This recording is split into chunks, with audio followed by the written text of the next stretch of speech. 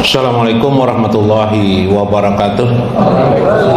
Bismillahirrahmanirrahim.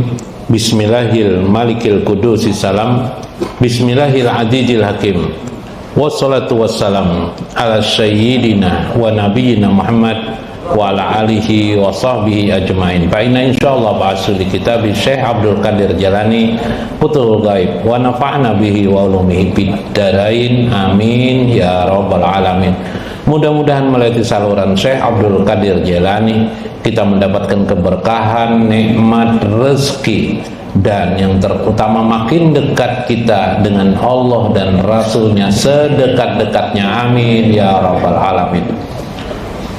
Allahumma ja'al lana ya Allah nuran min nuri sayyidina wa nabiyina Muhammad, amin ya rabbal alamin.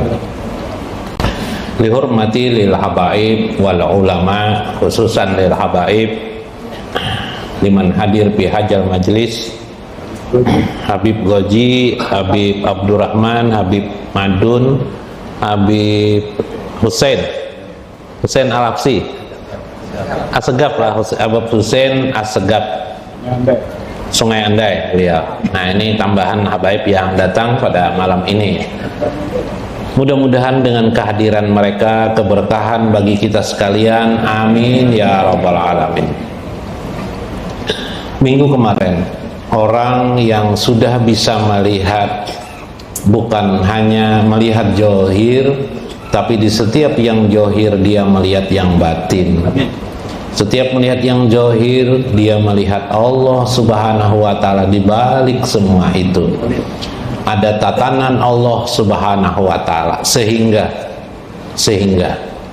takdir bukan hanya sekedar tulisan di buku, takdir bukan sekedar kepercayaan biasa, tapi memang dilihatnya dalam kehidupan sehari-hari. Di dalam takdir ada kekuasaan Allah.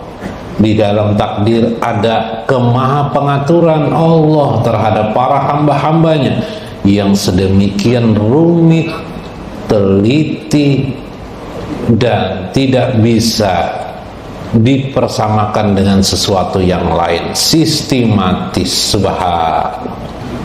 Seperti Allah mengatur tentang umur manusia, rata-rata dia hidup di zaman tertentu, ada umur 60, 70. Kemudian Allah membuat yang ganjil, ada di umur orang hidup menjadi 100 tahun, ada mungkin 150 tahun untuk menampakkan keganjilannya.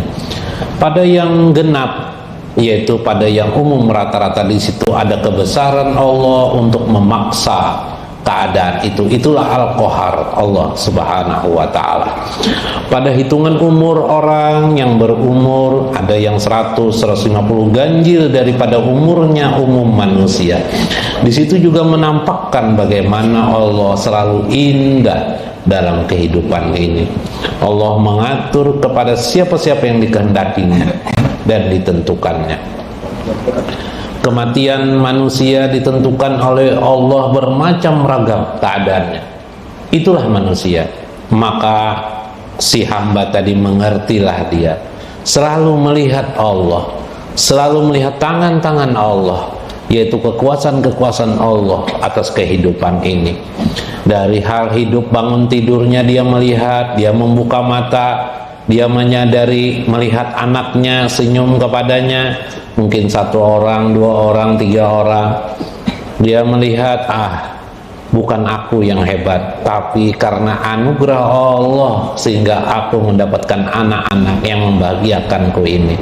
Subhanallah, aku diberi oleh Allah pekerjaan semata-mata bukan karena hebatku, tapi semata-mata karena Allah mengaturku, memberi dan menganugerahi kepadaku kemampuan ini semua. Subhanallah. Maka ketika itu si hamba bersyukur kepada Allah subhanahu dengan sesyukur-syukurnya, dan makin yakin dia terhadap Allah subhanahu wa ta'ala. Yang tertanggal di hati si hamba itu, kata Syekh, adalah perasaan bahwa dirinya sedikit sekali mengabdi kepada Allah subhanahu wa ta'ala, maka bersemangatlah dia untuk selalu mengingat Allah dan Rasulnya. Subhanallah. Summa idza qawi ilmaka wa yakinaka, bila sudah sampai di situ menjadi kuatlah ilmumu, menjadi kuatlah yakinmu. Subhanallah. Jadi ternyata yakin kita ini hanya bisa dihidupkan, bukan abakadabra tiba-tiba bisa, tetapi yakin itu timbul dikarenakan kita ada yang kita lihat, yaitu batin kita dapat melihat kebesaran atau keindahan Allah Subhanahu wa ta'ala. Bagaimana Allah mampu mengadakan seorang manusia, hamba, abdan syakura, Nabi besar Muhammad SAW, diperjalankannya melintas dari suatu alam ke alam yang lain sampai di alam yang ketujuh, sampai kepada yang disebut dengan alam Mi'raj atau alam Tajrid, yaitu Baitul Makmur, yang Jibril saja tidak mampu masuk ke dalamnya. Maka ada seorang hamba manusia mampu mencapai tempat dan kedudukan yang terpuji itu. Subhanallah. Inilah membuktikan bagaimana kalau sudah Allah sayang, cinta kepada makhluknya, kepada hambanya, maka diangkatlah derajat bagi hamba itu. Bahkan dibungkusnya hamba itu dengan kebesaran dan keindahan Allah Subhanahu wa ta'ala. Allah bertajali kepada makhluknya yang bernama Nabi besar Muhammad sallallahu alaihi wasallam, sehingga barang siapa yang mengucap salawat kepada baginda Rasulullah, maka orang itu langsung dibalas oleh Allah 10 kali, ketimbang dengan amalan-amalan lain yang hanya dibalas satu perbuatan 1 kali balasan. Maka bila engkau sudah yakin memahami keadaan-keadaan itu, wa syahara sadraka, pastilah dadamu akan terbuka, merasa nikmatnya beragama itu, merasa nyamannya engkau sudah mengenal Tuhan. Wa nura qalbika, bercahayalah hatimu, hatimu bercahaya. Apa yang kau rasakan adalah tidak lain, hidup ini adalah nikmat yang besar dari Allah Subhanahu wa ta'ala, sehingga dia tidak bisa lagi merasakan apa yang di sekelilingnya berupa penderitaan-penderitaan, seperti mungkin dicemooh orang. Dia tidak lagi merasakan sakit hati dicemooh orang, karena hatinya sudah berisi dengan kalimat-kalimat Allah yang disayang, kalimat-kalimat Allah yang disayangnya, perasaannya rindu kepada Allah, perasaannya asik kepada Allah, asiknya melihat kebesaran Allah. Tidak diperhatikannya lagi mungkin makanannya lebih sedikit dari kebanyakan orang, mungkin kakinya tidak selurus kaki orang lain, mungkin berjalannya tidak berjalan seperti orang lain, mungkin dia sedikit fasilitas daripada fasilitas yang diberikan Allah kepada yang lain pun tidak diperhatikannya lagi, karena dia sudah merasa asik, tenggelam dengan Allah Subhanahu wa ta'ala. Subhanallah. Dia tidak merasakan lagi, bahkan mungkin pada kebanyakan manusia ingin hidupnya dicinta oleh manusia, sementara dia tidak ada keinginan untuk dicinta lagi oleh manusia yang lain. Mungkin istrinya cerewet, tidak diperhatikannya kecerewetan istrinya. Mungkin istrinya penuntut terhadapnya untuk menuntut nafkah terus-menerus kepadanya. Tidak begitu dia menyakitkan hatinya, bahkan tidak sakit hati. Mungkin anaknya tidak tersenyum terhadap dirinya, bahkan dia tidak merasa sakit hati atas keadaan itu, karena sudah dia mendapatkan di matanya kebesaran dan keindahan Allah Subhanahu wa ta'ala. Itulah cahaya yang ada pada hati orang yang sudah tenggelam di sisi Allah Subhanahu wa ta'ala. Seorang perenang di bahtera Allah Subhanahu wa ta'ala, seorang yang merasakan nikmatnya tempat air yang direnanginya, sehingga kata Syekh Abdul Qadir Jalani dalam kitab beliau yang lain, Jala'ul Qadir, la arani illahu, tidak ada lagi dia melihat sesuatu kecuali yang dilihatnya adalah Allah Allah, la arani illahu, tidak ada yang dilihatnya lagi. Wala tarani, tidak ada yang memperhatikannya, dan tidak perlu orang memperhatikannya, karena dia sudah diperhatikan oleh Al-Jalal, orang pemilik kebesaran dan keindahan itu, yaitu Allah Subhanahu wa ta'ala. Fadallallahu alaihi, maka dia pun terus-menerus menerima karunia-karunia Allah Subhanahu wa ta'ala. Wajada qorbaka min maulaka, maka saat itu bertambah-tambahlah dekatnya dirimu kepada Allah Subhanahu wa ta'ala. Wa ahliyatuka lihibjil asrari, maka engkau pun menjadi orang yang ahli untuk selalu menghadirkan Allah di dalam hati, selalu mengingat Allah. Lihibjil asrari, maka Allah pun memelihara orang tersebut dengan rahasia-rahasianya, sehingga dia melihat bermakna zikrullah, sehingga ketika dia duduk bermakna zikrullah, ketika dia berkata-kata apa saja yang dikatakannya, maka kata-kata itu meski tidak terucap lafaz Allah, maknanya adalah zikrullah. Subhanallah. Oke apa Bib? Ulun teruskanlah, nanti ulun jelaskan itu, mudah-mudahan ingat. Summa yaruddu alaika takwin patakunu bil izni sarih alladhi huwa la gubaru alaihi wa dilalati laihati kasyamsil munirah. Kemudian Allah pun memberi kepantasan kepadamu, patakunu, menjadikan kamu biizni sarih, mendapatkan izin yang sangat jelas di sisi Allah. Lagu baru alaihi, tidak ada debu lagi yang melekat pada kaca yang terang benderang itu. Wadilalatil laihati, petunjuk yang sangat jelas bagaikan sebuah tulisan di sebuah batu tulisan. Kasyamsil munirah, bagaikan matahari yang bersinar bercahaya terang benderang. Nah, ini orang yang sudah posisi apa ini? Duduk di ainul yakin. Sedikit memutar kembali ke ilmu yakin, hakul yakin, ainul yakin, hakul yakin. Ini orang sudah hakul yakin. Yang kita ceritakan orang yang hakul yakin. Contoh, ilmu yakin, masih ingatlah. Ilmu yakin itu kayak apa? Orang yang keyakinannya tingkat pertama masih tentang Allah. Yakin dah Allah itu ada, yakin dah Allah itu menjamin hidupnya, menjamin rezekinya. Yakin. Nah, pertanyaannya, yakinnya itu apakah hanya ilmu, ataukah karena melihat, ataukah sudah posisi hak yang sehak-haknya? Kita buktikan. Ilmu yakin, misalnya ada orang mencari Habib siapa ya contohnya? Habib Talib adalah di rumah. Ya, Habib Faisal, insya Allah ada aja, biasanya jam-jam tengah hari ini ada aja di rumah. Nah, oh ya kah? Kenapa jadi yakin situ? Ada, karena Habib Faisal tuh kalau berjalan selalu menelpon aku dulu, ujar Habib siapa nih? Habib Faisal. Tuh anaknya ada situ, masih di sekolah anaknya. Oh ya kah? Berarti kalau mendatangi Habib Talib, insya Allah ada di rumah. Itu namanya ilmu yakin. Ilmu itu artinya informasi.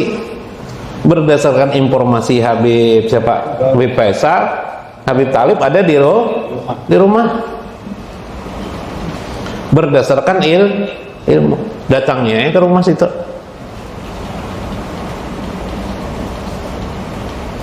Sandalnya ada, sepeda motor sidin ada. Nah, kira-kira ada ya Habib Talib nih di rumah, iyalah. Sandalnya ada, sepeda motornya ada, mobilnya ada. Oh, maka mobil Mercy ada. Misalnya nih lah. Berarti yakin Habib Talib ada di dalam roh. Tapi itu berdasarkan informasi dengan sedikit bukti, ya lah. Posisi itu namanya ilmu yakin. Buka aja rumahnya, belum tentu ada orangnya. Bisa-bisa di bawah Haji Isor jalanan. Ya lah, udah tahu kita. Atau berkebun di belakang rumah bisa, ya lah, nggak ada di rumah. Nah, meskipun bukti sudah orang berkeyakinan tentang Allah, membalas amalnya di akhirat, menyayanginya, berkehidupan bagaimana nanti dia di akhirat dan seterusnya, semua hal kepercayaan dalam agama persis seperti berdasarkan informasi itu tadi itu. Iyalah, berdasarkan masih berdasarkan ilmu saja baru yakinnya. Itu yakin tingkat pertama. Yakin tingkat kedua namanya ainul yakin. Ainnya sudah ada bukti, buktinya sudah jelas. Mendekat mana buktinya ini sudah. Bagaimana posisinya? Nah, ini orang beragama di posisi kedua. Pian ini kan supaya di posisi ketiga atau kedua atau ketiga ini, nah jangan sampai di posisi yang pertama ujar-ujar aja terus. Ini merasakan sudah dekat dah di rumah Habib Talib tadi tuh. Batuk sidin ada aja sidin. Wah, nyata bener dah tuh Habib Talib batuknya, iyalah. Pinando kan? Sepeda motornya ada sudah tadi itu, iyalah. Sandal sidin ada, batuk sidin pulang ada. Ada bini sidin pulang, misalnya lah. Bib, ini Bib aja. Wah, jelas banget. Niki kira Habib nih. Sekalinya bependeran pulang. Pender, pinanya cekcok apa nih? Nah, misalnya cekcok atau sedang mesra. Oh, pinanya ada masalah anak nih, apa komunikasi antara suami dan jelas dah Habib Talib ada di dalam roh. Tapi belum pasti juga masih ada. Yalah, tapi suaranya sudah ada. Apalagi Bib, suaranya sudah ada jelas. Yalah, bahkan ada memanggil Habib. Jelas benar kalau sudah. Nah, itu namanya adalah tingkat yang kedua, yakin. Bisa pian aplikasikan dalam hidup, yakin tentang takdir. Ujar-ujar aja. Yalah, ada yang berdasarkan ilmu aja mendengar di pengajian takdir itu ada. Takdir itu harus percaya ya. Itu namanya berdasarkan ilmu, itu informasi aja. Yang kedua, dasar melihat, nah sudah. Nah, namanya takdir itu gini. Yalah. Nah, tapi belum lagi bertemu dengan Habib Talib. Yakin yang ketiga. Yang ketiga namanya hakul yakin. Oh, ini hebat benar. Allah hakul yakin. Tahun Nabi Muhammad hakul yakin. Tahun agama hakul yakin ya Pak. Contohnya, nang tadi itu juga kita kisahkan, nang ke rumah Habib Talib tadi itu. Membuka jendela, Habib Talib beludah, beludah. Muasidin kelihatan. Nah, nyata benar tuh Habib Talib. Ya Habib. Nah, itu namanya hakul yakin. Mau di mana pian posisi yakin? Nah, nang dikisahkan saya Abdul Qadir Jan ini nang nomor 3 sudah yakinnya. Ya, nomor 2 lah bisa aja sudah nomor 2 lah. Antara 2 dan 3. Nah, nang dikisahkan ini nah. Jadi jangan bingung. Maka bila di posisi 2 dan 3 itu jelaslah kasyamsil munirah, seperti matahari terang benderang, mencungol kelihatan Habib Talib di muka jendela, mencungkung sudah jam 12 jam 11 lah. Nah, wa bikalamihil lajid alladhi huwa allas, orang itu bahkan merasakan kebaikan Allah pada dirinya. Nah, kayak apa ya? Merasakan kebaikan Allah dengan diri. Begitu lezatnya kebaikan Allah dengan dirinya itu, maka kelezatan yang lain tidak lagi dirasakannya. Indah dan nikmat yang lezat itu bila bersimpuh di hadapan Allah Subhanahu wa ta'ala. Mau kayak apa? Ayo. Jadi istri biar pemamai, biar istri Bapak Bib marah-marah, enggak dirasakannya lagi hebat. Itulah orang yang sudah merasa asik dan masuk cinta kepada Allah dan Rasulnya. Kayak kisah Habib Ali Al-Habsyi, pengarang kitab Simtud Duror yang kita biasa baca ini. Itu beliau asik dengan baginda Rasulullah SAW. sehingga beliau tidak melihat lagi diri beliau merasakan nikmat dan asiknya selalu diberikan nasihat oleh Nabi SAW. Menurut sejarahnya, beliau mengarang Simtud Durar itu baginda Rasulullah sendiri yang membimbing beliau. Nah, makanya indah sekali syairnya. Subhanallah. Nah, ini contoh keindahan. Maka dia pun merasakan kalam yang lajiz, kalam yang sangat lezat sekali, seindahnya. Mingkulil lajid, dari semua kelezatan itu. Wal ilham sadaka min ghairi talbis, dan dia mendapatkan ilham kebenaran itu tanpa tipuan. Subhanallah. Ilham al-musaffa min hawajisin nafsi, suci dari segala najis, wa waswisus syaiton, dan waswas syaiton. Subhanallah. Sehingga lazimlah orang ini seperti disebut di dalam kitab Allah, ya ibna Adam anallah, wahai hambaku ibnu Adam, anallah, akulah Allah, allazi la ilaha illa ana, tidak ada Tuhan selain aku. Aku li syai'in kun payakun, aku mengatakan sesuatu itu cukup dengan kun payakun. Atau ani, maka taatlah kepadaku. Aja'aluka taqulu li syai'in kun payakun, maka Allah pun menjadikan hamba itu bila dia berkata kun, maka sesuatu itu jadi. Nah, ini luar biasa Bapak. Inilah yang dirasakan Allah kepada para aulia-aulia Allah, para nabi-nabinya terdahulu. Subhanallah. Wa qawashihi min bani Adam, orang-orang yang diberikan Allah keistimewaan bagi mereka-mereka yang berada di dalamnya. Jadi orang yang mendapatkan tingkat martabat aulia Allah itu karena dia ainul yakin dan hakul yakin. Cara memahami ainul yakin dan hakul yakin itu tidak bisa hanya dengan beribadah saja, tapi dengan ilmu. Ilmunya apa? Ilmu ma'rifatullah tadi, mengerti kita tanda-tandanya, mengerti kita posisinya. Oh, sampai di posisi itu seharusnya, misalnya untuk mendapatkan kun payakun, supaya suara kita menjadi kun payakun, supaya terkabul hajat itu, berarti kita harus tenggelam dengan cinta kasih kepada Allah dan Rasulnya. Subhanallah. Nah, ini penting memahami bagian-bagian ini. Mudah-mudahan kita termasuk orang yang bisa tenggelam ya, merasakan nikmat dan berkah dari Allah Subhanahu wa taala, kita lakoni. Posisi inilah di posisi aulia Allah yang disebut dengan autad pasak bumi. Aulia Allah pasak bumi. Maka dia di antara tanda itu ia mendapatkan asrar, rahasia, hubungan simbolik antara dirinya dengan Allah Subhanahu wa taala. Mudah-mudahan dapat dimengerti. Bila andaikan tidak dapat dimengerti, sudah dapat dipahami kesadaran secara umum daripada keadaan itu. Mudah-mudahan bermanfaat. Wallahul muwaffiq ila aqwamit thoriq. Assalamualaikum warahmatullahi wabarakatuh.